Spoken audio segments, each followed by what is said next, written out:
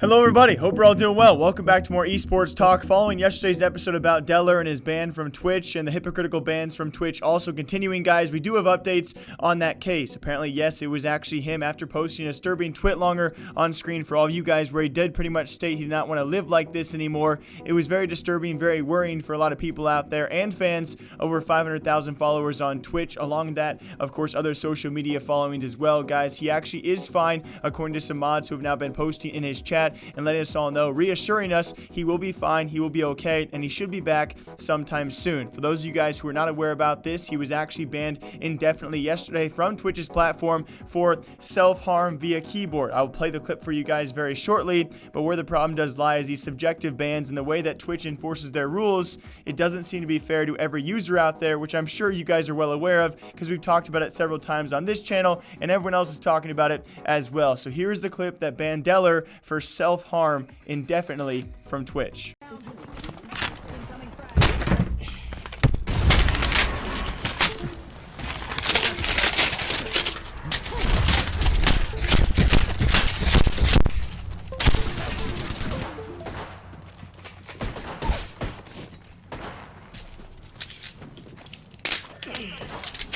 Stream sniping bitch, man.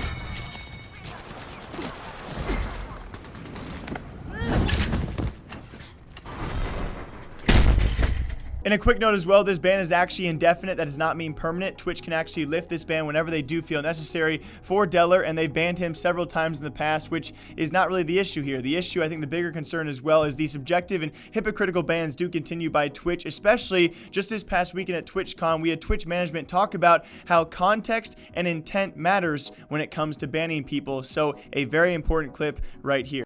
Of course, we make mistakes sometimes. Sure.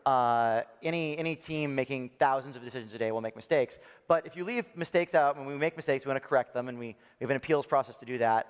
If you leave mistakes out of it, you will sometimes wind up with a similarly, on the surface, superficially the same act, getting a different punishment, a different enforcement action. There's two ways that happens. The first one is context. So when we're applying the community guidelines, we very specifically take context and intent into account. It's not the same.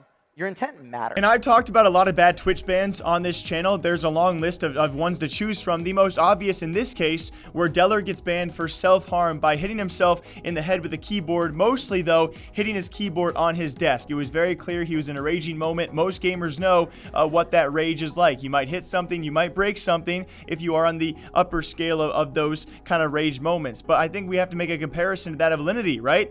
We have Alinity, who is clearly not banned by Twitch on several occasions.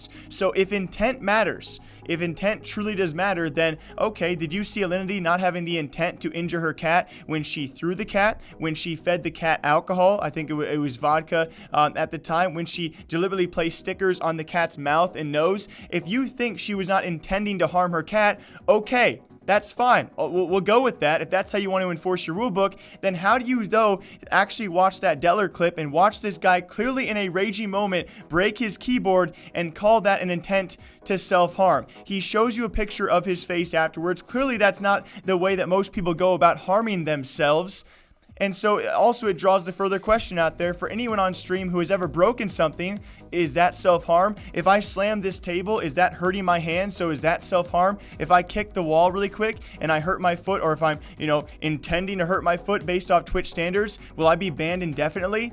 This subjective rule book that they can enforce however they want to is causing huge issues, huge backlash, and nothing seems to be done about it. I've complained about it way too much on here, especially when it comes to words that are said or not said by streamers. We've had streamers be banned for 14 days, for 7 days. We've had streamers not be banned at all for allegedly saying the same word.